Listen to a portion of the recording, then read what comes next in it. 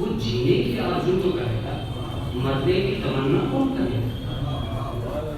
بات تو یہودیوں ہی سے کہی گئی ہے، لیکن میں یہ کہہ رہا ہوں کہ پورا زمانہ، پورا سماج قیامت تک قرآن مجید کی لپیٹ میں ہے۔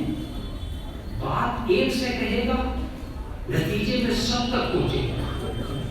ایک دن میدان مباہلہ میں کھڑے ہو کے عیسائیوں پہ لعنت کی تھی کہ تم جھوٹے ہو، تم پہ لعنت ہے۔ دنیا کے جتنے جھوٹے ہیں اسی لعنت کے چکر میں ہیں، اور میدان مباہلہ کی بات میدان محشر تک جھوٹوں کا ساتھ نہیں دے سکتی۔ وہ لعنت جو میدان مباہلہ میں ساتھ لگا دی تھی پروردگار عالم نے جھوٹوں کے، قیامت تک کے جتنے بھی جھوٹے ہیں سب کے سب اسی آیت کی لپیٹ میں ہیں۔ اس لیے کہ قرآن مجید کسی قوم سے بن کر بات نہیں کرتا، کردار سے الجھ کر بات کرتا۔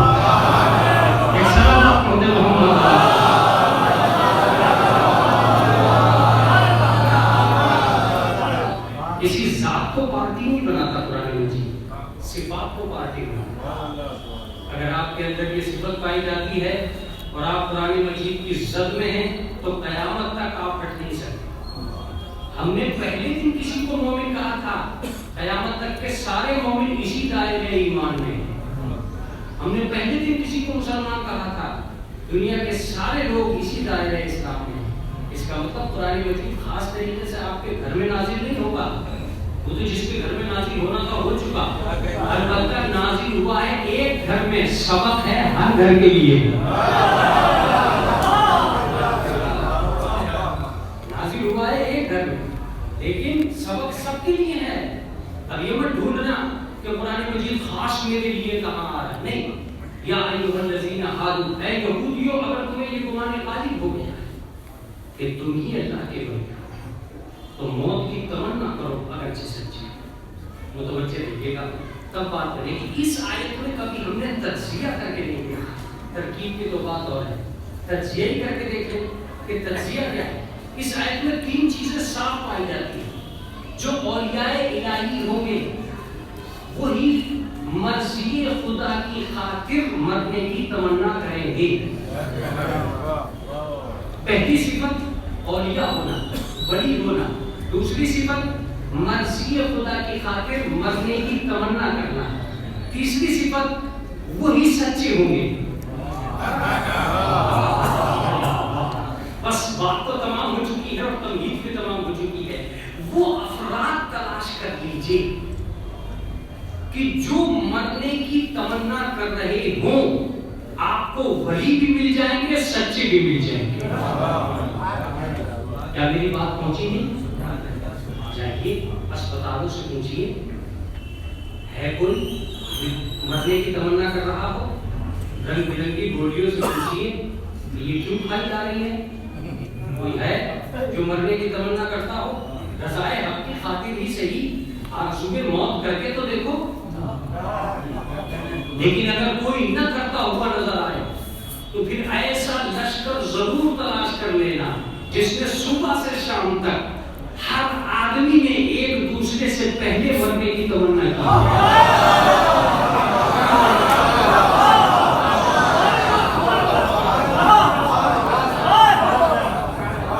ایک لشکر اس کائنات میں ایسا بھی اترا کہ جس نے صبح سے شام تک سب سے پہلے مرنے کی تمنا کی ہو۔ پہلے میں جاؤں، پہلے میں مروں، پہلے میں شہید ہو جاؤں، پہلے میں چلا جاؤں۔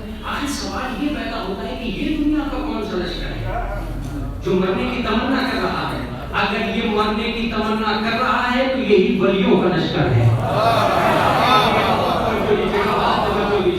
اور اگر یہی ولیوں کا لشکر ہے تو قرآن مجید میں یہی سچوں کا لشکر ہے۔ مجھے جو کچھ پڑھنا تھا میں پڑھ چکا۔ اس کا مطلب یہ کہ کربلا میں آ کر اس لشکر نے صاف لفظوں میں ایک بات بتائی تھی کہ ولی بھی ہم ہیں، سچے بھی ہم ہیں، اور جو ہمارے مقابلے میں کھڑے ہیں وہ دشمن خدا بھی ہیں، جھوٹے بھی ہیں۔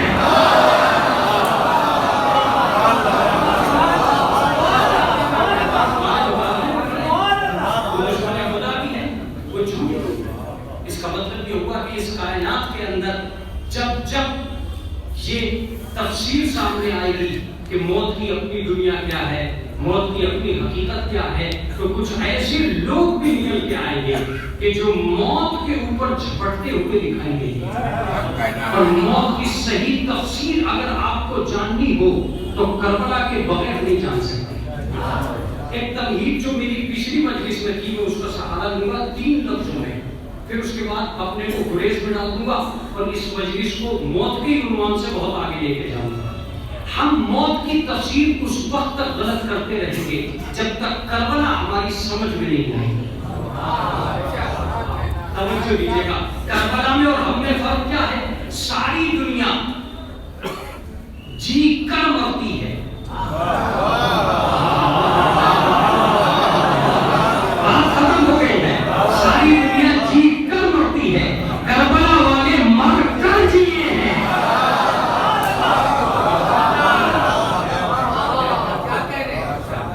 کربلا والوں میں فرق یہ تھا کہ کربلا والے قتل ہونے کے بعد جیے، قتل ہونے کے بعد زندگی کو خریدا۔ اس کا مطلب یہ ہے کہ میدان کربلا کے اندر وہ مجاہد، وہ آرزو ولایت، وہ لشکر صداقت مرنے کے لیے نہیں آیا تھا، قیامت تک کی ابدی زندگی کا درس بن کے آیا تھا۔ شاید کوئی بات پہنچ جاتی، قیامت تک کی ابدی زندگی کا درس بن کے آیا تھا۔ یہی وجہ تھی کہ یزید کے سورماؤں کے نام فہرست سے ختم ہو گئے، جبکہ حسین کے 72 کی فہرست آج بھی موجود ہے۔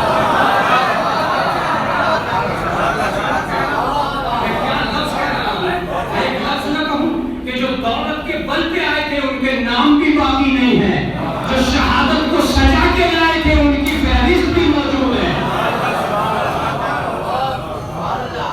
کس آرزو حیات کے چکر میں ہے یہ انسان؟ میں ایک لفظ کہوں گا کہ اگر کربلا درمیان میں نہ آ گئی ہوتی تو تفسیر موت کا سوال نہیں تھا۔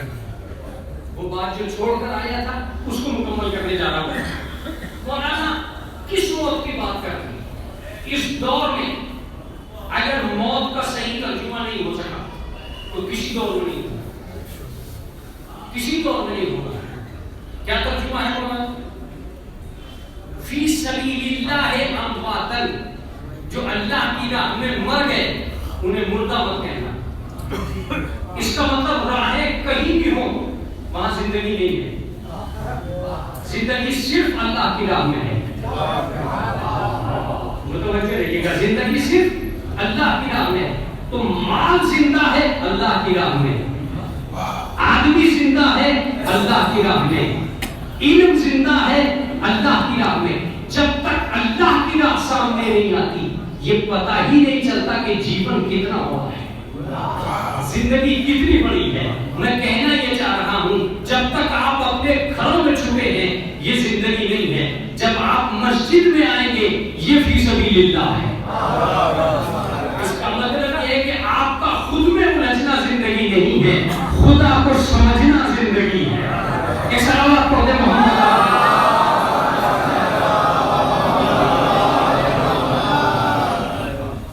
آپ میرے چھوٹے بچوں کے اور چھوٹے بھائیوں کے 3 باتیں اور اس کے بعد بات تمام۔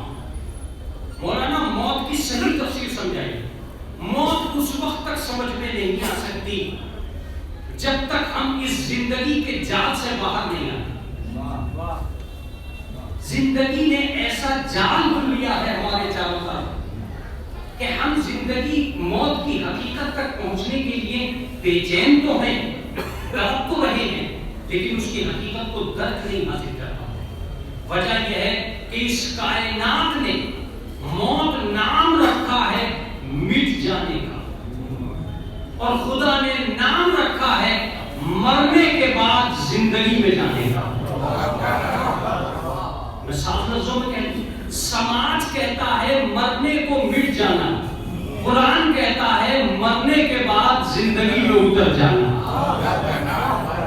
ہم مرنے والے کو سمجھتے ہیں ختم ہو گیا، قرآن کہتا ہے کہ مرنے والا کہیں ختم نہیں ہوتا، وہ کہیں نہ کہیں موجود ہوتا ہے۔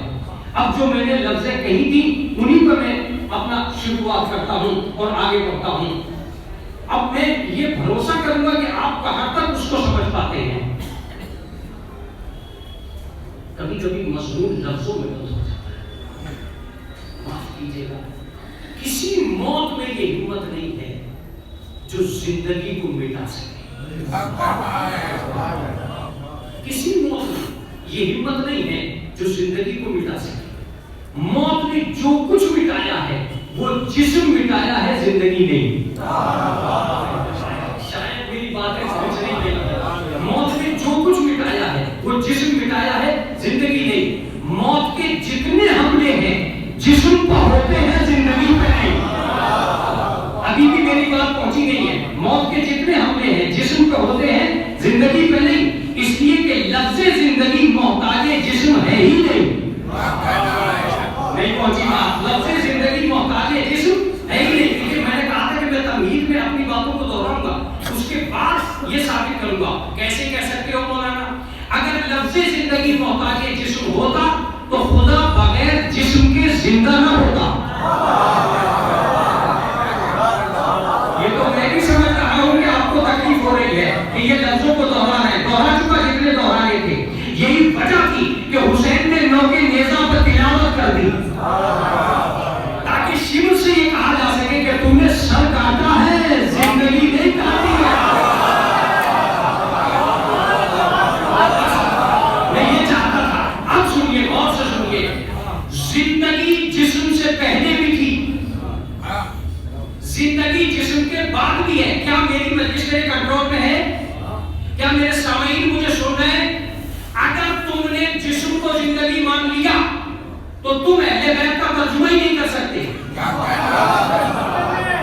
اگر سلطان بات پہنچ نہیں رہی ہے, تم اہل بیت کا ترجمہ نہیں کر سکتے اور تم اہل بیت کے ماننے والے نہیں ہو سکتے.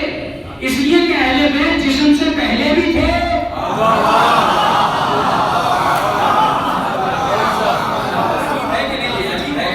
اہل بیت جسم سے پہلے بھی تھے, اہل بیت جسم کے. تو جسم کیا ہے؟ اگر جسم سے ہے تو میری اس بات کو کاٹو آپ. مولانا کیسے کاٹا جا سکتا ہے؟ میں کہنا یہ چاہتا ہوں کہ مکے سے پہلے رسول تھے, مدینے کے بعد رسول ہیں, کعبے سے پہلے علی تھے, کوفے کے بعد علی ہیں.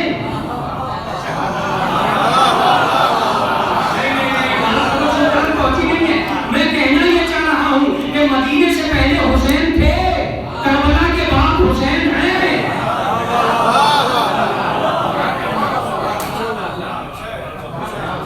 اگر آپ یہ کہنا چاہ رہے ہیں کہ جسم ہی سب کچھ ہے تو جسم 60 سال کا, 70 سال کا, 80 سال کا. مگر میں کہہ رہا ہوں کہ نہیں, زندگی محتاج جسم نہیں ہے. یہ جسم سے پہلے بھی تھی اور جسم کے بعد بھی ہے. مولانا کہاں سے ثابت کرو گے؟ ثابت میں کر رہا ہوں, آپ کا اپنا اختیار ہے. کن تو نبیًا آدم بین الماء والطین, میں اس وقت بھی نبی تھا جب دنیا کا پہلا جسم بنا نہیں تھا.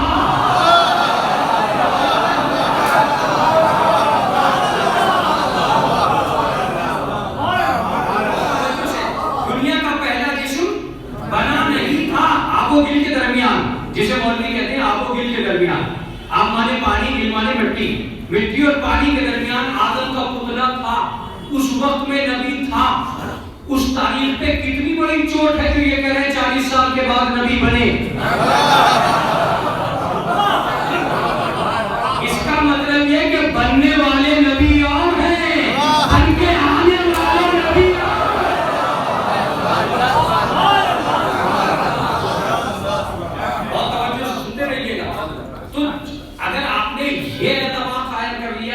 جسم ہی سب کچھ ہے اور جسم ہی کا معیار سب کچھ ہے. تو اس کو کیا کیجیے گا کہ انہوں نے کہا کن تو نبی آدم بین الماء والطین, میں تو اس وقت بھی نبی تھا جب آدم آب و گل کے درمیان تھے. تو نبی تو تھے نا, جسم نہیں تھا. اور میں کیا کہہ رہا ہوں, نبی تو تھے, جسم نہیں تھا. بہت عمدہ بات. مؤذن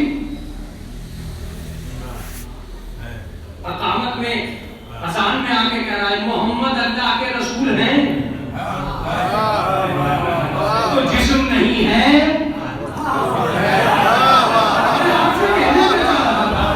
جسم نہیں ہے مگر رسول ہے. ایک لفظ سنیے, جہاں یہ لگ جائے کہ تھے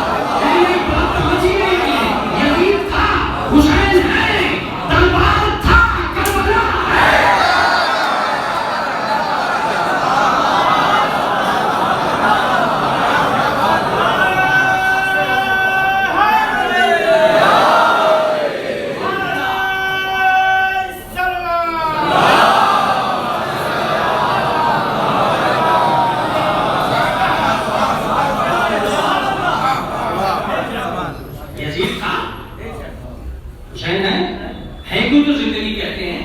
اس ہے کو جس نے خرید لیا اسے قیامت تک کوئی مارے گا ہی نہیں. جس نے ہے کو جاگیر بنا لیا تو جسم کتنے دی. میں ایک لفظ کہوں, اہل بیت اطہار کے عالم ظہور کے کرامات کو زندگی نہیں کہتے, عالم نور کے حالات کو زندگی کہتے ہیں. اب جا کے ڈھونڈتے پھریے کہ یہ عالم ظہور اور عالم نور کیا ہے. ہم عالم ظہور کو دیکھ کر پریشان ہیں. علی ایسے تھے اور ویسے تھے. جنہوں نے عالم نور دیکھا ہے وہ کیا سمجھیں گے کہ علی کیسے تھے. سنیے گا, غور سے سنیے گا. آج علی کے پاس جسم ہے نہیں ہے؟ اگر نہیں ہے تو سنیے, مکے سے پہلے, کعبے سے پہلے علی تھے تو سارے نبی کہتے تھے یا علی مدد. سارے انبیاء کہتے تھے یا علی مدد. آج علی کوفے میں دفن ہے اور ہم سب کہتے ہیں یا علی مدد.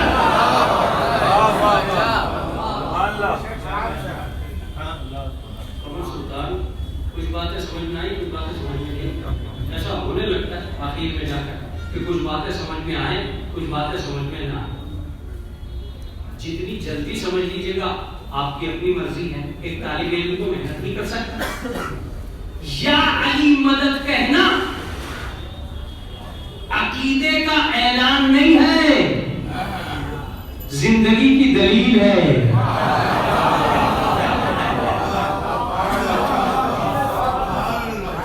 زندگی کی دلیل ہے. عمر سلطان کیا کہنا چاہتے ہو؟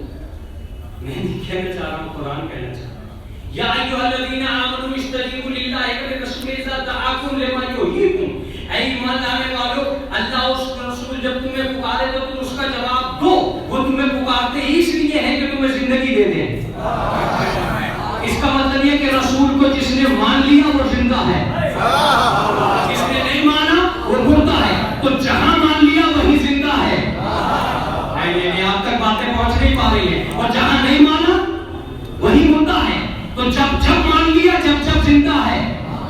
حدیث قصہ میں مان لیا زندہ, جنگ خندق میں مان لیا زندہ, چادر تطہیر میں مان لیا زندہ, خیبر میں مان لیا زندہ, تاریخ کے اوراق میں مان لیا زندہ, غدیر میں مان لیا. نہیں مانا تو مردہ. آپ اور میں پتہ نہیں کہاں پہنچ گئے ہیں, لیکن یہ آیت اپنی جگہ ہے. رسول کو مانا تو زندہ, نہیں مانا تو مردہ. غدیر میں رسول منوانے گئے تھے. من کنت مولا ہو فہذا علی المولا. جس کا میں مولا ہوں اس کے یہ علی مولا ہے. اگر آپ نے مان لیا تو زندہ ہے, نہیں مانا تو مردہ ہے. اس کا مطلب یہ کہ یا علی مدد کہنا عقیدے کا اعلان نہیں ہے, زندہ کون ہونے کی دلیل ہے.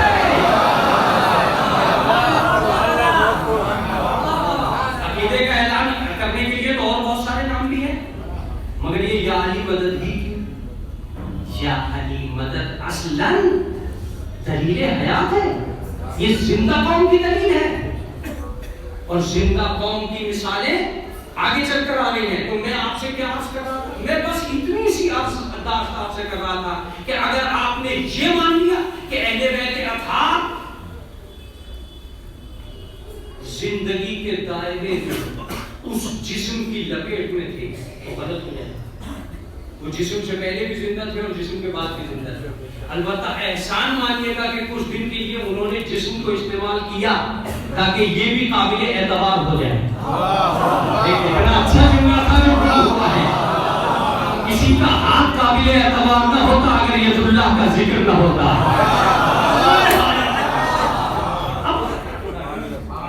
کسی کا چہرہ لائق عظمت نہ ہوتا اگر وجہ اللہ میدان میں نہ ہوتا. جسم کو لیے بیٹھا ہو کہ صاحب جسم زندگی میں کہتا ہوں اہل بیت کا ترجمہ ہی نہیں ہوگا. اگر اہل بیت کا ترجمہ کرنا ہے تو آئیے اور تھوڑی سی دیر کے لیے میرے ساتھ چلیے. پوچھئے اس سب سے کہ کیوں ایسا ہوا کہ اس نے کٹنے کے بعد تلاوت کر دی تاکہ شبر دفن ہو جائے. اور شبر سے یہ کہا جا سکے کہ سوچتے رہنا ہم زندگی کے محتاج ہیں یا نہیں. سوچ جتنا سوچ سکتا ہو. गला काटने के बाद भी बोलने का मतलब 2 चीजों का सबूत हुसैन दे के गए थे, गला कटवा के शहादत का सबूत दिया, कुरान पढ़ के जिंदगी का सबूत दिया। आप बोले या ना बोले?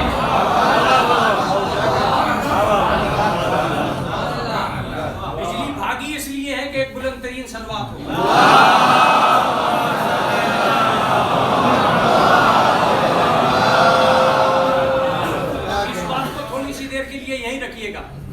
थोड़ी सी देर के लिए यही रखिएगा, मैं इंशाअल्लाह आपको आगे लेके जाऊंगा। कभी कभी बहुत से सवाल ऐसे हैं कि जो हम भी तो नहीं करते अहले बैत से। मैं आपको तवज्जो दिलाता हूं, अगर आपकी तवज्जोहात मबजूल हो गई तो मैं हकाइक की तरफ मुतवज्जे भी कर दूंगा। कभी भी आप इमाम हुसैन से ये तो पूछिए कि मौला अगर आपको बोलने का मौका ही मिला था तो आपको चाहिए था कि आप अपने दुश्मन की हकीकत बयान कर देते कि कितना बुरा है ये शिमर। अगर बोलने का मौका मिल ही गया था तो आप कहते कि उमर साद कितना गलत आदमी है। आपको चाहिए था कि आप यजीद की कबाहत बयान करें। चलिए नहीं की थी तो आपको बोलने का मौका मिलता तो आप ये कहते थे कि मैं हुसैन कितना अच्छा हूँ। लेकिन न उसने अपने औसाफ बयान किए और न दुश्मन की कबाहत बयान की। जब पढ़ा तो कुरान पढ़ा। अगर इस मजलिस की समझ में ये मफहूम आ गया तो तालिब इल्म की मेहनत कामयाब हो जाएगी। जब पढ़ा कुरान पढ़ा। अगर आप कुरान क्यों पढ़ रहे हैं ऐसे मौके पे? का ऐसे मौके पे आके समझ ले कि अहले बैत का तर्जुमा क्या है। सुन, अहले बैत खुद को मनवाने नहीं आए, खुदा को मनवाने।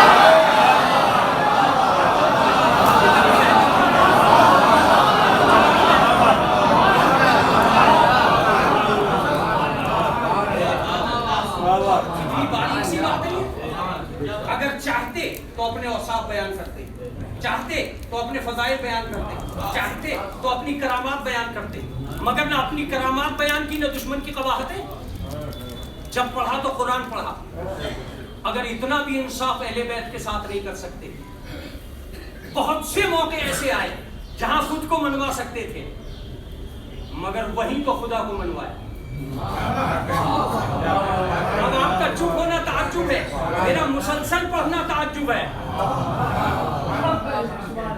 दोनों ताज्जुब के दरमियान में है तो उस ताज्जुब को तोड़ दीजिए। हाल का फायदा उठाइए। मेरी आवाज तो पहुंच रही है ना? सलवात पढ़े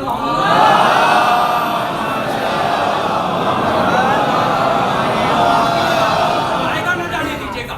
मैं जितना मुख्तसर कर सकता हूं करूंगा, क्योंकि दस्तरखान और कमर सुल्तान के दरमियान में दूरियां नहीं है। जितना मुख्तसर कर सकता हूं करूंगा, मगर तफसीर को आगे जब बढ़ाऊंगा जब आपकी तरफ से उस इख्तिसार का दावे की दलील मिल जाएगी। मुतवज्जे रहिएगा। अहले बैत को कभी भी आमाल की दुनिया में देखिएगा तो आपको ऐसा लगेगा कि ये खुद को मनवाने नहीं आए, खुदा को मनवाने आए हैं। अगर वो सूरज निकाल के टहलता रह जाए तो समझना खुद को मनवाने आया है, और अगर सजदे में सर रख दे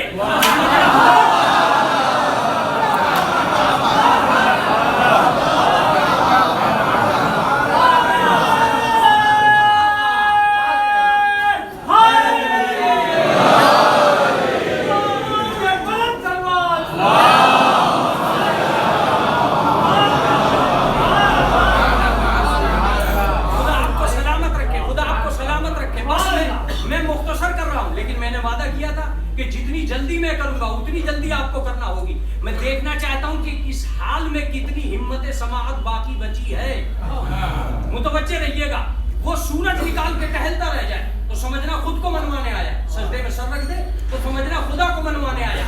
वो चाहती तो इशारे से दुल्हन को जिंदा कर सकती थी, मगर उसने यहूदी के घर में मुसल्ला मंगवाया।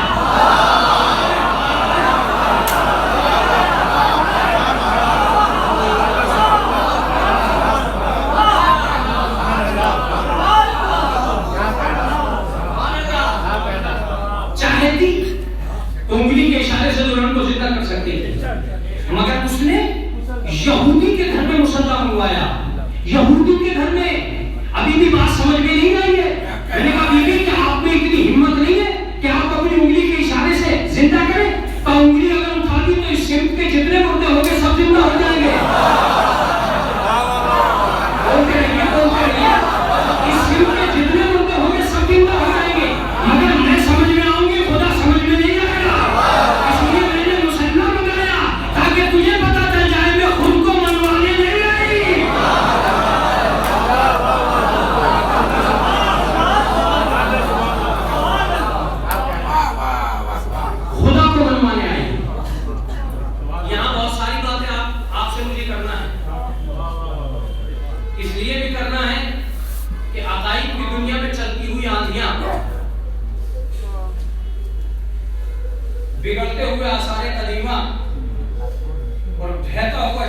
یہ محل لوگوں کو نظر بد کا شکار بنایا جائے. میں نے جب اس کتاب کو مجموع نورین میں پڑھا تب مجھے یقین آیا کہ آپ کتنے بڑے بڑے علامہ اس واقعے کو لکھتے گئے, مگر اس پہ بھی نظر کرتا ہے. ارے کہا صاحب اس واقعے کی سند کیا ہے؟ جب اہل بیت کا مسئلہ آتا ہے تو سندیں کیوں یاد آنے لگتی ہیں؟ نہ جانے کتنی شخصیتیں ہیں جو بے سند مانی جا رہی ہیں. لیکن اہل بیت کا مسئلہ آیا اور سند یاد آنے لگی. دو واقعات پر سب سے زیادہ نظر گرتا, ایک واقعہ راہب والا واقعہ اور ایک واقعہ یہ یہودی کے مکان والا واقعہ. میں نے تو بہت غور کیا تو پتا چلا کہ ان دونوں کا مسلمان سے کوئی تعلق ہی نہیں ہے. ایک کا تعلق عیسائیوں سے ہے اور ایک کا تعلق یہودیوں سے ہے. یہ مسلمان بیچ میں کہاں سے آ گئے؟ پتہ چلا انہیں لانے والے یہودی اور عیسائی ہیں. اب اگر الہ آباد میں میری یہ بات کمزور پڑ گئی, میں یہ کہہ رہا ہوں کہ مسلمان کا دشمن ہو کر آتا ہی نہیں اگر بیک میں عیسائی اور یہودی نہ ہوتے.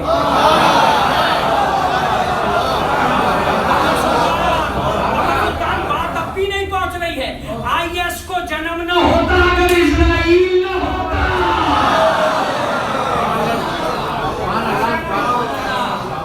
دیکھیے زہر کا پیالہ تو جوبا کے ہاتھ میں تھا مگر زہر کا حوالہ عیسائی کے ہاتھ میں تھا. میں بس آپ سے ایک اپیل کرنے جا رہا ہوں کہ جب کسی دوسرے مسلمان کے مخالف بننا یہ ضرور سوچ لینا کہ زہر عیسائیوں کا تو نہیں ہے. بغیر عیسائی کے نہ قلم اڑے گا نہ آدمی. جتنے بھی آدمی ٹوٹیں گے یہودیت پیچھے ہوگی, جتنے بھی حالات بگڑیں گے یہودیت پیچھے ہوگی, عیسائیت پیچھے ہوگی. آج بھی یہی ہو رہا ہے, کل بھی یہی ہوا تھا. اگر ہم نے اس کو پہچان لیا تو میں نے پوچھا, میں نے کہا کہ راہبو تمہیں بھی کیا پڑی تھی کہ تم حضرت امام حسین کے دروازے پر چلے گئے؟ ارے واقعہ ہی ختم ہو جاتا ہے یار, تمہارے اپنے مر گئے تھے کیا؟ میں تذکرہ کر رہا ہوں, واقعہ نہیں کر رہا. تبصرہ کر رہا ہوں, واقعے پہ میری بحث نہیں کہ واقعہ ہے کہ نہیں ہے, تبصرے پہ میری بحث ہے. میں نے تو اس عیسائی کو ڈانٹا, تو کیوں گیا تھا وہاں؟ ارے اس نے کہا ان کے علاوہ کوئی تھا ہی نہیں جس کی دعا پر ہمیں بھروسہ ہو. میں نے کہا کیوں؟ کہتے ہیں سارے مر گئے تھے. کہا میں نے تو میدان مباہلہ میں دیکھ لیا تھا.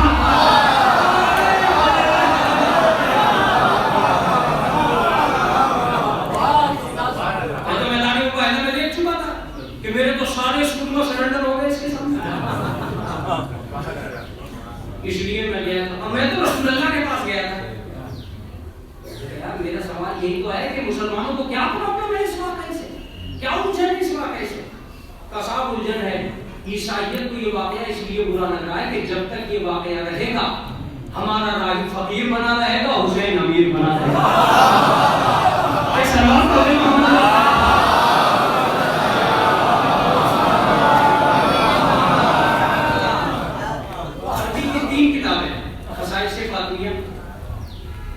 الفاطمہ والمفضلہ علی النساء دوسری کتاب, مجموع نورین تیسری کتاب.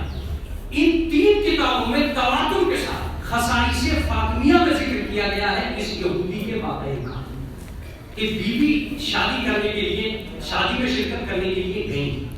سوچیں, شادی میں شرکت کرنے کے لیے بی بی گئی, اور یہاں جو بہت اچھی بات مجموع نورین والوں نے لکھی ہے وہ مجھے پسند آئی. انہوں نے کہا لوگ اس واقعے کو اس لیے مٹانا چاہتے ہیں کہ یہ بی بی کی خصوصیت میں سے ایک ہے, اس لیے کہ دنیا میں کوئی عورت ایسی ہے ہی نہیں جو جنت کا لباس پہن کر زمین پر ٹہلی ہو.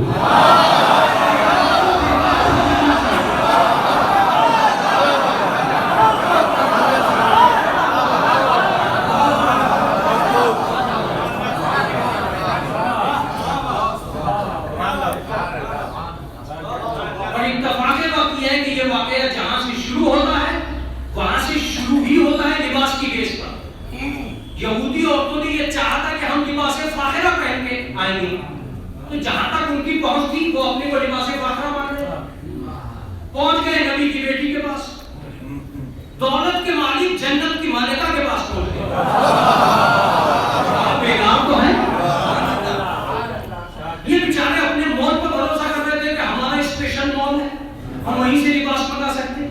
बीबी ने भी वादा कर लिया कि हम भी आएंगे। इधर बीबी चली, इधर लिबास जन्नत नीचे आ गया।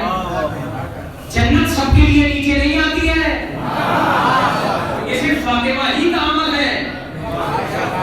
जन्नत में जाने वाले वहां मिलेंगे, जहां जन्नत आई है वहां फातिमा है। लिबास जन्नत लेके जिब्रील अमीन आ गए, लिबास जन्नत जमीन पे आ गया। अब जो जन्नत की खुशबू है तो बाजार के लोग दौलत के छिलके अपने अपने लिबासों को देख रहे। अचानक से मर गए जन्नत। दाखिले यहूदी, दाखिले मकान हुई, यहूदी के मकान में दाखिल हुई। औरतों ने देखा और बेहोश तो नहीं था, न ऐसा लिबास देखा, न ऐसी खुशबू सुनी।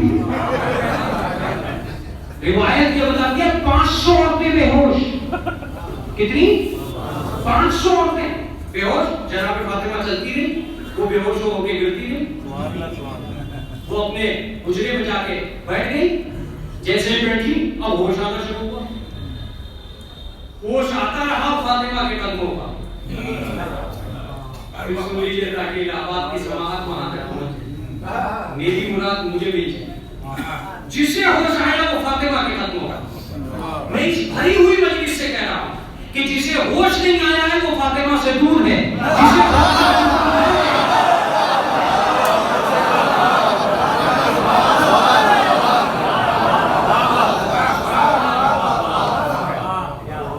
जिसे होश आ चुका है वो फातिमा के कदमों पे है। तो अभी तारीख को होश आएगा तो फातिमा समझ में आएगी। अभी लोगों को होश आएगा तो फातिमा समझ में आएगी। अभी कौमों को होश आएगा तो फातिमा समझ में आएगी। इसीलिए हमने अय्याम फातिमिया शुरू किए हैं कि लोगों को होश तो आ जाए, और जब होश आएगा तब पता चलेगा कातिल कौन है, मख्तूल कौन है। अभी होश नहीं आया। अरे काले इन्होंने फिर अय्याम फातिमिया शुरू कर दिया, फिर वही काले कपड़े। खुदा का शुक्र करो कि कोई एक कौम ऐसी है तो सही जिसकी पहचान काले कपड़ों से हुई। लोग रंगीन कपड़ों में खुद को नहीं पहचान पा रहे। कैसे कैसे कपड़ों का नजरिया इस हिंदुस्तान पर लागू किया जा रहा है। और हुसैन का कमाल कि अपनी पूरी कौम को पूरी दुनिया में काले कपड़ों से पहचानवाया। रंगीन कपड़ों में दुनिया पहचान ही नहीं गई, हुसैन ने काले कपड़ों में पहचानवा दिया। ये मौला इतनी जल्दी तुमने काले कपड़ों में कैसे पहचानवा दिया? इसलिए पहचानवा दिया कि मैंने कौम को काले कपड़े पहनवाए हैं, काले धंधे नहीं करवाए।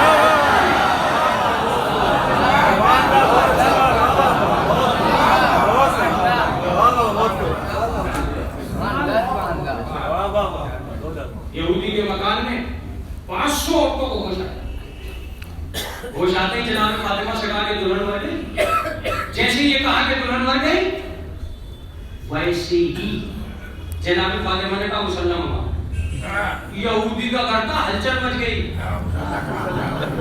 बीबी ऐसी जगह पे मुसल्ला मंगवा रही हो का एक बात लिख ले, जिस घर में मुसल्ला ना हो समझना यहूदी का मकान है।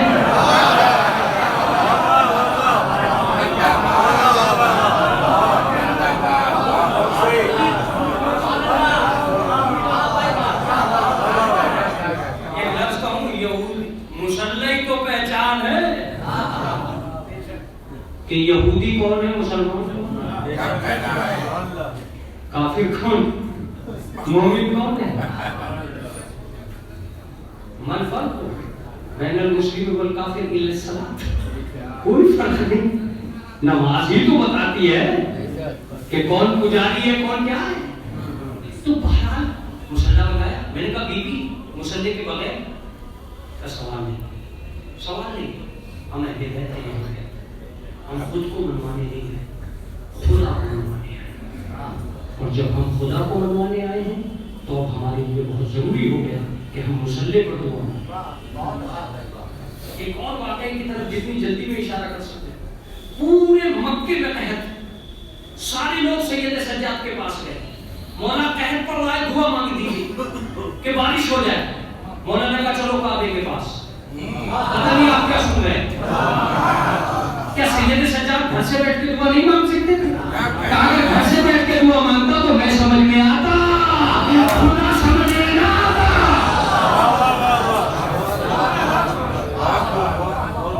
اس کا مطلب یہ ہوا کہ اس کائنات کے اندر اہل بیت اطہار کا کمال ہے کہ وہ خود کو منوانے نہیں ہے، خدا کو. عزیزوں، میں چاہتا ہوں کہ اپنی مجلس کو ایک قدم آگے بڑھا کے مسائل کی طرف آ جائیں، لیکن ہاتھ جوڑ کر گزارش یہ ہے کہ اس کائنات کے اندر اپنی زندگیوں کے اسٹینڈرڈ کو لو کرنا تاکہ قیامت تک کی زندگیاں اس کردار میں آ کر مل جائیں، یہ کام تھا اہل بیت کا. مزدور بن کے زندگی گزاری مگر نماز قضا نہیں ہونے دی تاکہ کوئی مزدور عبادت کے بغیر نہ رہ جائے. توجہ دیجیے گا، قیدی بن کے زندگی گزاری مگر جرم کا دھبا دامن پہ نہیں آنے دیا تاکہ دنیا کا کوئی انسان جرم کے میدان میں نہ اتر جائے. میں جتنی لفظیں آپ سے کہتا ہوں کم ہے، البتہ اتنا ضرور کہوں گا، اس پوری دنیا کی دی ہوئی دولت ایک طرف، اہل بیت کی دی ہوئی امانت ایک طرف. اب دو چار لفظ ہیں. کیا کر دیا اہل بیت نے؟ مجلسوں میں بٹھایا، شرف دے دیا. توجہ دیجیے گا، بہت توجہ دیجیے گا. مجلسوں میں بٹھایا، شرف دے دیا. نیچے بٹھا کر عظمت کا مقام بنا دیا. ذکر اہل بیت دے کر قیامت تک کی امن و امان اور شانتی کا سامان دے دیا. اچھا قانون دے کر ساری دنیا کی ذلتوں سے بچانے کا سامان کر دیا. میں ایک لفظ کہوں گا، قتل ہونے کا سامان تو دیا مگر ذلیل ہونے کی کوئی کتاب نہیں. عزتوں کا سرمایہ بنایا ہے اہل بیت نے. کیا ہم فراموش کر سکتے ہیں اس بات کو کہ جس چیز کو اہل بیت اپنا لیتے تھے دنیا کے اندر وہ کمال ہو جاتے تھے؟ کیا تم نہیں جانتے کہ فاطمہ نے چادر کو ہاتھ لگا کر تطہیر بنا دیا، نسل کو ہاتھ لگا کر سید بنا دیا. چار ہاتھ پیروں کا آدمی ہوتا ہے سید، 5 آنکھیں ہوتی ہیں سید کے. بات یہ نہیں ہے کہ 5 آنکھیں ہوتی ہیں سید کے. سید کے پاس ایک ہی چیز ہوتی ہے جس کا نام ہے نسبت فاطمہ. کتنا کٹھن لفظ ہے بابا سلطان، کب تک پہنچاؤ گے، کہاں تک پہنچاؤ گے؟ پہنچنا بہت ضروری ہے. سید اپنی اصل کی وجہ سے عظیم نہیں ہے، اپنی نسل کی وجہ سے عظیم ہے. اس سے عظیم لفظ میرے پاس نہیں. سید اپنی اصل کی وجہ سے عظیم نہیں ہے، اپنی نسل کی وجہ سے عظیم ہے. یہ کسی دولت کا کرشمہ نہیں ہے کہ سید بن گئے، یہ فاطمہ کا تحفہ ہے کہ سید بن گئے. فاطمہ کا تحفہ ہے کہ سید بن گئے. تو مولانا سید کو کب تک عظیم مانے جائے؟ جب تک نسبت فاطمہ کی ہے، جب تک نسبت فاطمہ کی ہے. اس لیے کہ کوئی بھی ذات میں عظیم نہیں ہوتا، اسے نسبت عظیم بناتی ہے. کعبہ اپنی اینٹوں کی وجہ سے محترم نہیں ہے، بیت اللہ ہونے کی وجہ سے محترم ہے. قرآن اپنے کاغذ کی وجہ سے محترم نہیں ہے، کلام اللہ ہونے کی وجہ سے محترم ہے. توجہ دیجیے گا، کلام اللہ ہونے کی وجہ سے محترم ہے. اور آپ نہیں جانتے، مقدس انسان سے بھی یہ کہہ دیا فضلاً علیک انک بالوادی المقدس طویٰ. اپنی جوتیاں اتارو. مقدس تھے موسیٰ مگر مقدس وادی میں تھے، اسے کہتے ہیں نسبت. لیکن کا صاحب کو نسل مل گئی.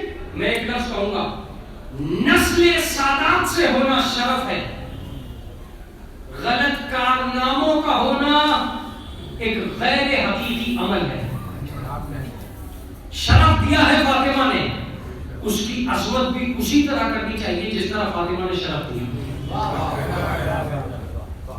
اگر تم فاطمہ کی نہ ہوتی تو نسلوں میں عظیم بھی نہ ہوتی. یہ ادھار ملنے والی عظمت نہیں ہے. زمیندار کو سید نہیں کہتے, باوقار کو سید کہتے ہیں. کہ صلوات پڑھیں محمد.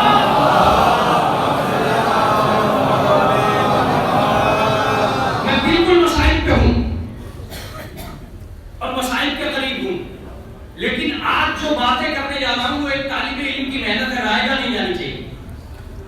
جتنے سید اس کائنات میں رہتے انہیں چاہیے کہ اپنی اس چیز کا احترام کریں کہ وہ سید ہے. یہ شرف انہیں فاطمہ کی طرف سے ملا ہے.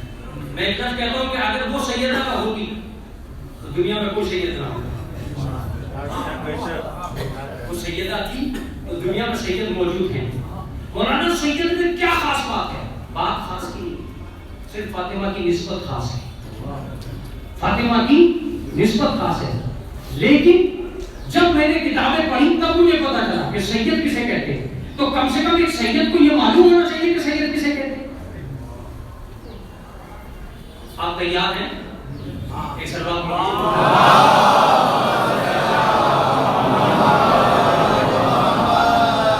پہلا قول چھٹے امام کا.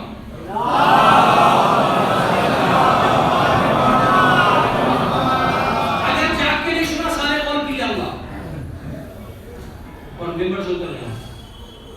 اگر جاگ کے سنا تو ایک طالب علم جو محنت کر کے آتا ہے اس پر ساتھ رکھنا چاہیے آپ کو. سنیے پہلا قول چھڑے معصوم کا. من کان مع الحق صدقا وباین الخلق وصفا. سید اسے کہتے ہیں جو حق پہ رہتے ہوئے ہمیشہ سچ بولے. اس کو جانا چاہیے تھا. من کان مع الحق صدقا, جو حق پہ رہتے ہوئے ہمیشہ سچ بولے وہ سید ہے. وہ باین الخلق وصفا, اور جو ساری مخلوق میں کردار میں جداگانہ دکھائی دے وہ سید ہے. میں بات کر ہی نہیں پایا. پیاسا چھوڑنے والے کو سید نہیں کہتے, پانی پلانے والے کو سید کہتے. توجہ دیجیے گا, بہت توجہ دیجیے گا. بڑوں کو گالیاں دینے والے کو سید نہیں کہتے, بڑوں کے احترام کرنے والے کو سید کہتے ہیں. ماں باپ کو پامان کرنے والے کو سید نہیں کہتے, ماں باپ کو عظمت دینے والے کو سید کہتے ہیں. توجہ دیجیے گا, ذلیل کو سید نہیں کہتے, عزیز کو سید کہتے ہیں.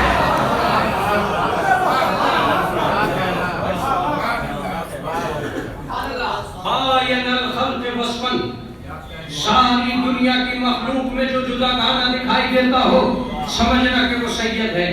بیٹھے تو نظر آئے کہ سید بیٹھا ہے, اٹھے تو دکھائی دے کہ سید بیٹھا ہے. ساری مخلوق الگ ہو وہ الگ ہو. اکرمہ بن وائل ایک راوی ہیں, ان سے پوچھا گیا سید کسے کہتے ہیں. ساری بیان نہیں کروں گا. ابن عباس سے بھی پوچھا گیا تھا سید کسے. اکرمہ بن وائل سے پوچھا گیا سید کسے کہتے ہیں. کہتے ہیں کہ السید لا یعاند ولا یحاسد. سید اسے کہتے ہیں جو نہ حسد کرے نہ دشمنی کرے. بیدار ہو کر سنو تو بات بنے گی نا. سید اسے کہتے ہیں جو نہ حسد کرے نہ اناد کرے, دشمنی کرے. اور آگے اس کی تفسیر کرتے ہیں کہ حسد وہ کرتا ہے جو فضیلت میں کم ہو, دشمنی وہ کرتا ہے جو طاقت میں کمزور ہو.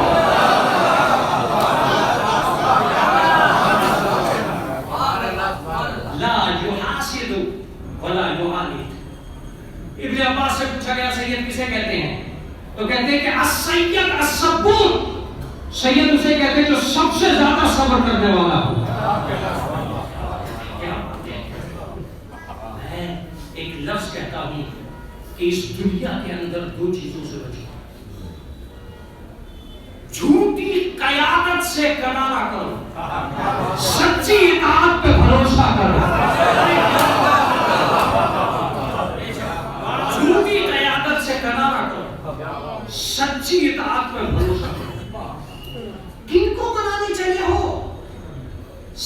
کے لوگوں کو جو ایک دن تمہیں آوارہ چھوڑ دیں گے، اسے کیوں نہیں بناتے لوٹ کے جس کی بات کا ہمیں جانا ہے؟ چنانچہ قطاوہ یا قطادہ یہ بھی ایک راوی ہے، انہوں نے بھی سید کی ایک تعریف المطیع لربہ، جو اپنے رب کا اطاعت گزار، جو رب کے اطاعت گزار ہوتے ہیں وہ امریکہ کے شکر گزار نہیں ہوتے۔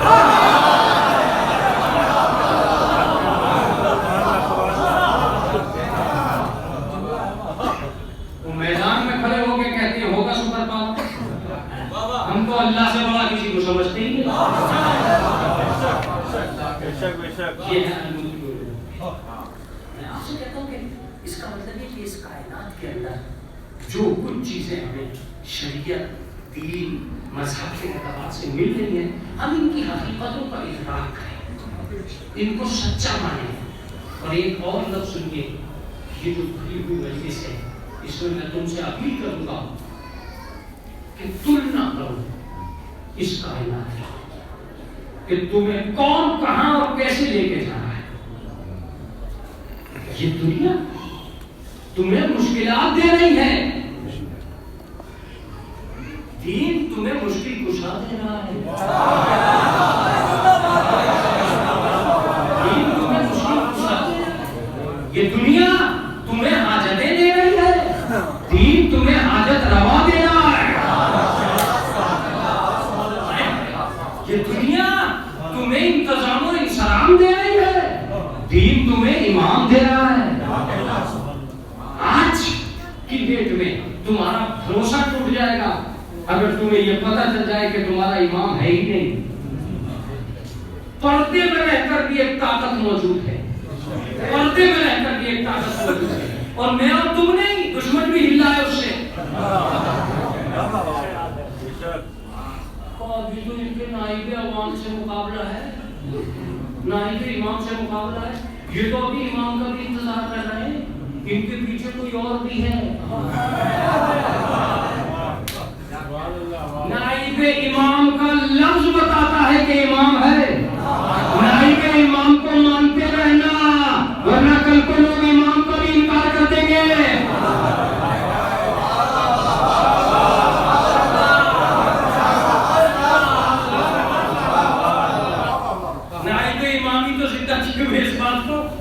امام ہے، امام کو تو کسی نے دیکھا نہیں۔ یہی بات ہے کہ پوتین جب پہنچا تو آیت اللہ خامنئی سے مل کے کہتا ہے کہ میں نے عیسیٰ کو دیکھا۔ بیچارے نے عیسیٰ کی تصویر دیکھی، عیسیٰ کے روپ سنے تھے۔ آپ کو نظر نہیں آ رہا ہے، عقیدت کی نظر اسے کہتے ہیں۔ اسے نظر آ گیا کہ یہ آدمی عیسیٰ کا روپ ہے، جو میں نے عیسیٰ کا روپ کتابوں میں پڑھا تھا ویسے ہی روپ دکھائی دے رہا ہے۔ یہ ہے اس کی نظر، جس نے کبھی عیسیٰ کو دیکھا ہی نہیں تھا۔ میں بھی تم سے کہہ رہا ہوں کہ تم نے بھی کبھی امام کو نہیں دیکھا ہے۔ تلاش کرو، سیرت کو سیرت سے ملانا بہت مشکل ہوتا ہے۔ وہ اگر چاہے تو وہ بھی گاؤں گاؤں شہر شہر جا کے مسافر کروا سکتے ہیں، لیکن وہ گھر بیٹھے ملت کی حفاظت کر رہے ہیں۔ انہیں بھی ملنے کا شوق ہوتا تو کسی بھی شہر میں آ کے تازیہ بن جاتے۔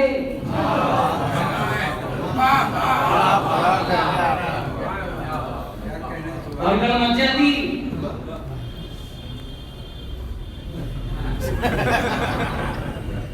ان سے پوچھا گیا کہ آپ شہر شہر کیوں نہیں جاتے پرچار کرنے کے لیے؟ کہ جتنا دیر ہمیں وہاں جانے میں لگے گی اتنی دیر میں اگر ہم نے 4 بار لکھ دیے تو ہماری قوم کے مسائل حل ہو جائیں گے۔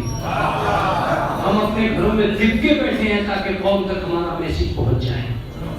میں آپ سے اپیل کرتا ہوں، دین کو زندہ رکھو، شریعت کو سلامت رکھو، مذہب پہ بھروسہ کرو، اللہ پہ یقین کرو۔ پھر اس کے بعد دیکھو کہ دنیا میں کوئی مشکل تمہارے سامنے آنے والی نہیں ہے۔ رہ گئی بات یہ کہ مرنا اور جینا یہ تو لگا ہی رہے گا، مرنا اور جینا۔ مگر آج چائنا کو پتا چلا کہ جب 13,000 مرے تب اندازہ ہوا کہ اسلام کی حقیقت کا نام ہے۔ جب تک مار رہا تھا تب تک اندازہ نہیں تھا کہ کس حقیقت کا نام ہے۔ آج 4 مرے تو پتا چلا، لیکن آج وہ کہہ رہا ہے کہ جتنے یہ مرض پیدا ہو رہا ہے. شریعت سب کو سمجھ میں آئے گی مگر بہت دیر بعد.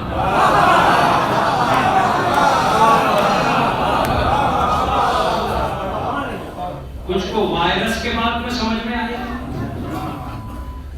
کچھ کو ہائرہ ہو جانے کے بعد سمجھ میں آئے گا. تمہارا سب اس دنیا کو سمجھا کر رہے گا.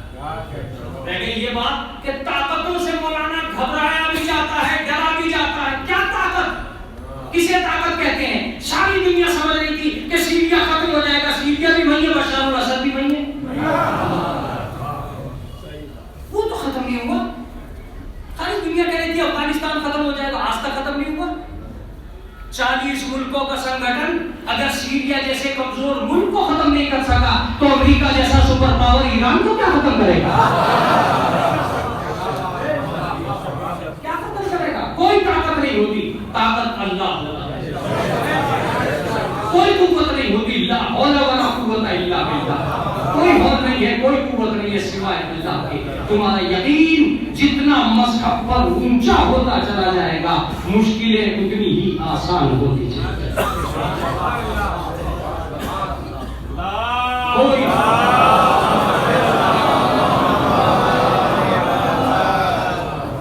بس کوشش یہ کرو کہ جب دین کا مسئلہ آ جائے تو کوئی کسر باقی نہ رہے اس کی مدد کرنے. اس لیے کہ وہی لمحہ ایسا ہوگا تجدوہ عند اللہ ہوا خیر و اعظم اجرا. ایک اجر عظیم کی شکل میں وہ چیز جو تم نے خود خرچ کر دی ہے تو تمہیں وہاں جانے گی. یہ مجلس تمہاری اٹھ کے جب سیدہ تک پہنچتی ہے تو سیدہ تمہاری ایک ایک آنسو کو محفوظ کرتی اور محشر میں رک کے کھڑی ہو جائیں گی جناب سیدہ اور ایک ہی جملہ کہیں گی, جب تک میرے بیٹے کے عذاب نہیں ہو جائے, جب تک میرے بیٹے کے چاہنے والے نہیں ہو جائے. میں آگے ایک بھائی کا انتقال ہوا, تم اس کے بھائی کو پرسے کے لیے چلے گئے. کبھی تم نے سوچا کہ حسین کے بھائی کی شہادت ہو؟ کسی کے بیٹے کا انتقال ہوا, تم نے باپ کو جا کے پرسا دیا. کبھی تم نے سوچا کہ علی اکبر کے مرنے پر کس نے پوچھا؟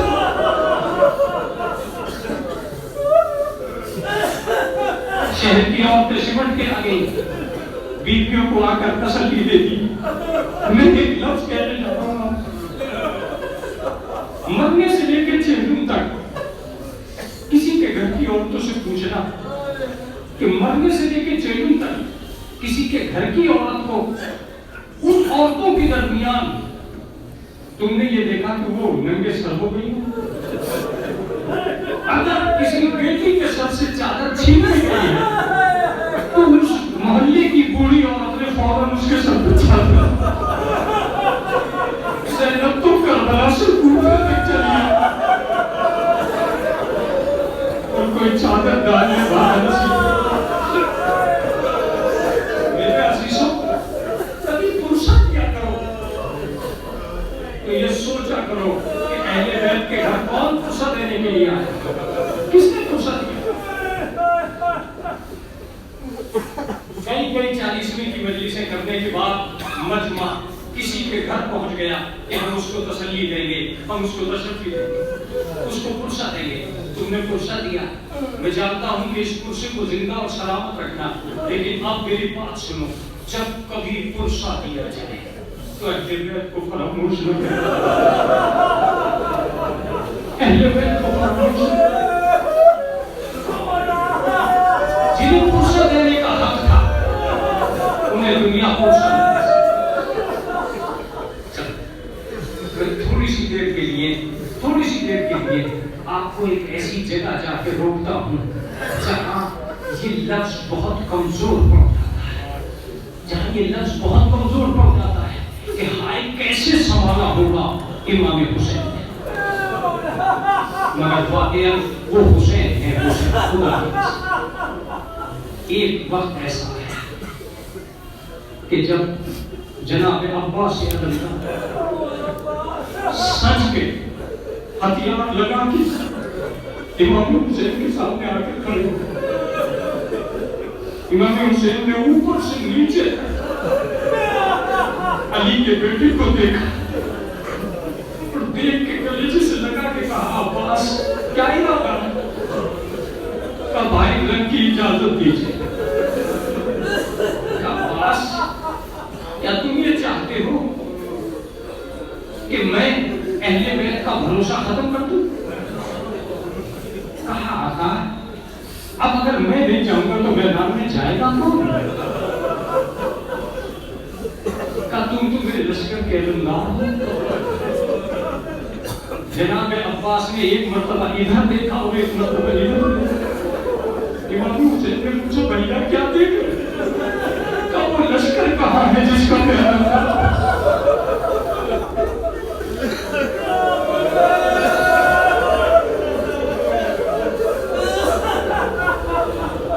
روایت بتاتی ہے کہ جناب عباس خیمے کے اندر تشریف لے گئے اور وہاں سے ایک سوکھی ہوئی مشک لے کر سوکھی ہوئی مشک بہت دیر تک جناب عباس کوشش کرتے رہے کہ وہ مشک کھل جائے. میں تمہیں یقین دلاتا ہوں کہ جناب امام حسین نے یہ پوچھا بھائی تم کیا کر رہے ہو؟ کہ یہ مشک کسی بھی طرح کھلنے کے لیے تیار نہیں ہوتے کہ جب پانی کی کمی ہو جاتی ہے تو چمڑے کی مشک ٹوٹ تو جاتی ہے کھلتی نہیں. ابھی تو میں اس لفظ کو پڑھتے ہوئے گھبراتا ہوں. جناب عباس نے اٹھتے ہوئے ایک جملہ کہا کہ جب مشک کا بغیر پانی کے یہ حال ہے تو سکینہ کا بغیر پانی.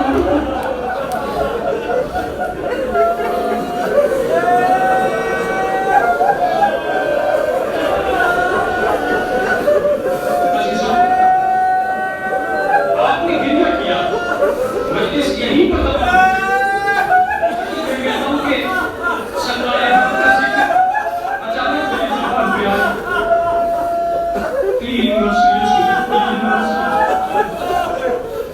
تین مسیح جو حسین نے پڑھی اور دنیا کا کوئی آدمی ایسا مسیح پڑھ بھی کیسے سکتا ہے سوائے سے. جب حضرت عباس جانے لگے تو راوی لکھتا ہے کہ حضرت عباس کے گلے مر کے امام حسین بے ہوش ہوئے. یہ راوی لکھتا ہے اب بے ہوش ہوئے کہ زمین پہ گرے. یہ روایت میں موجود ہے. میں اس طرف نہیں جاؤں گا جو مرثیہ امام حسین نے پڑھا ہے وہ تمہیں سنا کر اپنی مجلس کو امام زمانہ کے حوالے کرتا ہوں. امام حسین نے حضرت عباس کے کاندھے پر ہاتھ رکھا اور ہاتھ رکھ کے ایک جملہ کہا بھائی وہ آنکھیں جو کل تک سوتی تھی اب جاگی اور جو کل تک جاگا کرتی تھی اب سوئی.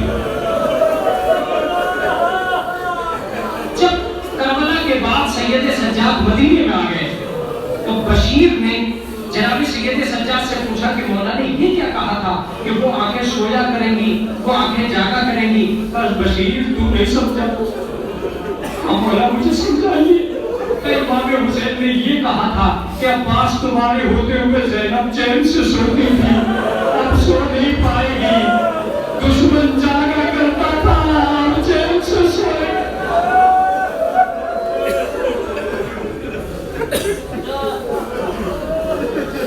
دوسرا مسئلہ امام حسین علیہ السلام نے کہا وہ میں آپ کو سمجھاتا ہوں. الآن انکسر ظہری اب میری کمر ٹوٹی. آپ نے اس روایت کو سنا. میرے آخری لفظ یہاں سے اوپر تک پرسا دیجئے جتنا دینا ہو. جب جب جناب عباس کا ذکر ہو ام البنین کو ذہن میں ضرور لانے کا. اس لیے کہ جناب ام البنین سے زیادہ ماتم کون کرے گا. جناب ام البنین نے بشیر سے جب کہا کہ عباس پہلے شہید ہوئے تو جناب ام البنین نے کہا کہ بشیر مجھے اتنا بتا دے کہ میرا عباس کیسے شہید ہوا. کبھی بھی پہلے اس کے بازو کٹ گئے. جناب ام البنین زمین پر بیٹھ گئی اور آواز دی اے عباس جو بھی گرتا ہے گرنے میں ہاتھوں کا سہارا ہے.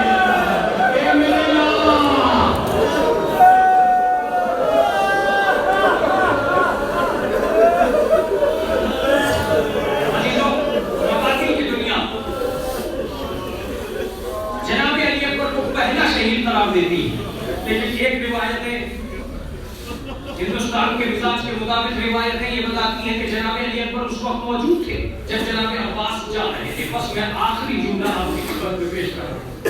روایت بتاتی ہے کہ امام حسین کی حالت کے لیے جب بھائی جانے لگے تو امام حسین کھڑے ہوئے اپنے بھائی کو جاتے ہوئے دیکھ رہے ہیں. یہ آخری لفظ آپ کو بہت دیر ہو رہا ہے. جا رہے تھے جیسے جیسے حضرت عباس دور ہوتے چلے گئے امام حسین زمین پر بیٹھتے ہیں. جناب علی اکبر نے پوچھا بابا کیا ہوا؟ جیسے جیسے میرا بھائی دور ہو رہا ہے میری کمر کا درد بڑھتا جا رہا ہے, میرے لال اٹھنے کی طاقت ختم ہو گئی. اے بابا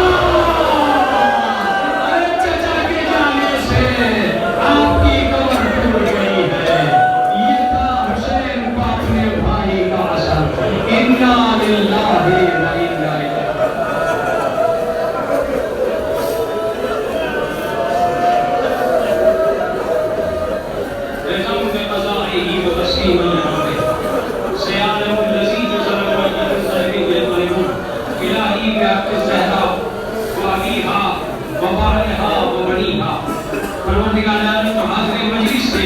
ان کے اٹھتے مشکل کو حل کر میرے معبود ہماری مرادوں کو بندہ. پروردگار جو کی ماں ہے ان کو شفائے کامل و عاجل دے. پروردگار عالم یہ تیرے پیارے کے عزادار ہیں, کوئی ہم نہ ناز کے بھائی کرنے آئے. معبود اس مجلس کا جو ثواب تمہیں مہیا کیا اس کو مضمون کے لیے تسکین کا سبب بنا.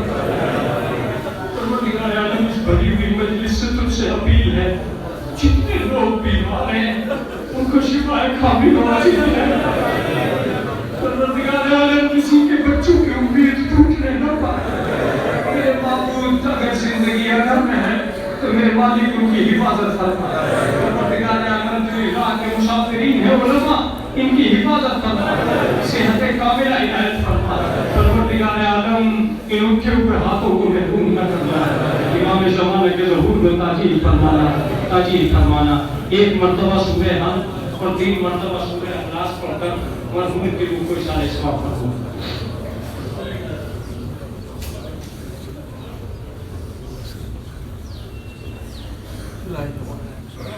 رئیس حیدر ابن حیدر.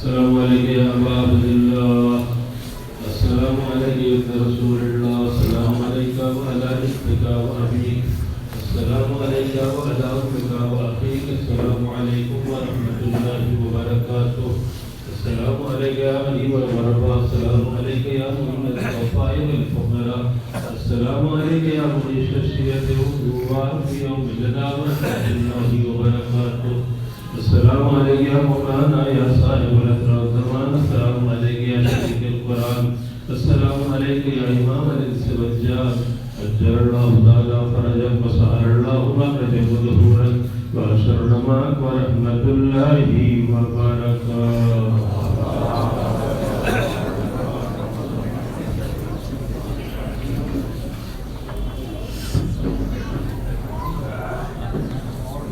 فاتحہ ہو جائے گا.